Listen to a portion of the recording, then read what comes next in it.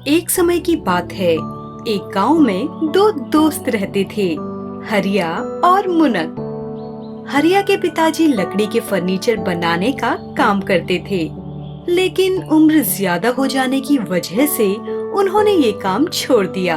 अब घर की जिम्मेदारी हरिया पर आ गई, लेकिन हरिया के पास कोई काम नहीं था और ना ही मुनक के पास कोई काम था। एक दिन हरिया ने सोचा, क्यों ना मुनक के साथ मिलकर फर्नीचर का काम किया जाए। मुनक को सारी बात बताते हुए हरिया बोला, भाई मुनक, तुम थोड़े पैसे दे दो, क्योंकि काम शुरू करने से पहले लकड़ियां भी तो लानी पड़ेंगी। भाई मेरे पास अभी तो पैसे नहीं हैं। क्यों ना हम दोनों खुद जंगल जाकर लकड़ियां काट लाएं?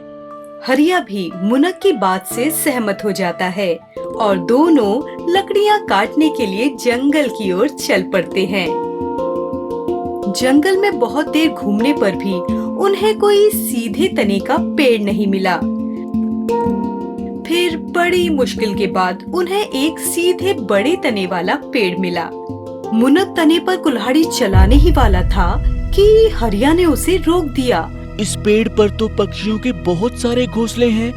अगर हमने पेड़ काट दिया तो सारे घोंसले गिर जाएंगे और अंडे फूट जाएंगे। इसलिए इस पेड़ को मत काटो, जंगल में सीधे तने के पेड़ और मिल जाएंगे।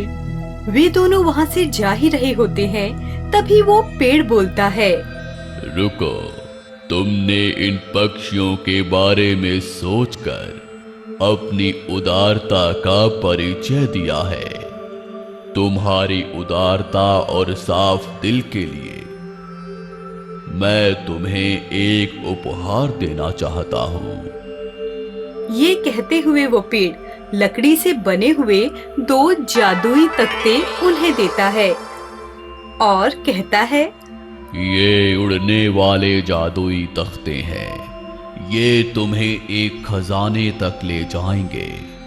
तुम वहां से धन ले लेना और वापस यहाँ आ जाना। पर ध्यान रखना, ये तख्ते ज्यादा भार नहीं उठा सकते। वे दोनों जादुई तख्तों पर बैठ जाते हैं और तख्ते उड़ने लगते हैं। वे उड़ते हुए एक नदी के ऊपर से गुजरते हैं। तो हरिया देखता है कि एक गाय का बछड़ा डूब रहा है। तो हरिया ने उसे अपने तख्ते पर बिठा दिया। फिर थोड़ा और आगे जाने पर उन्होंने देखा कि एक कुत्ता नदी में डूब रहा है।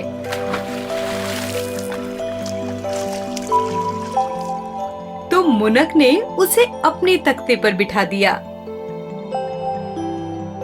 उन्होंने सोचा कि नदी पार करके उन्हें उतार देंगे, पर नदी पार की तो उन्होंने देखा वहाँ बहुत सारे जंगली जानवर हैं। तो उन्होंने बछड़े और कुत्ते को अपने साथ ही रख लिया और फिर तख्ते पर उड़ते हुए एक गुफा में जा पहुँचे, जो भयंकर जंगली जानवरों से घिरी हुई थी। वो पूरी गुफा सोने के सिक्कों से भरी थी। वे दोनों अपने झोलों को सिक्कों से भरने लगे। मुनक ने झोला जैसे ही उड़ते हुए तख्ते पर रखा तो तख्ता जमीन पर गिर गया। इस पर मुनक ने सोचा, ओहो, ये ज्यादा भार नहीं उठा सकता है, इसलिए इस कुत्ते को यहीं छोड़ देता हूँ। वैसे भी कौन सा मेरा है, मुझे क्या मिलेगा इसकी जान बचाकर। यह सोचते हुए उसने कुत्ते को वहीं छोड़ा और झोले में बहुत सारे सिक्के भर दिए। हरिया के साथ भी यही हुआ। पर हरिया ने सोचा, मैं इतने धन का क्या करूँगा? उतना ही लेता हूँ जितने में लकड़ियाँ खरीद सकूँ।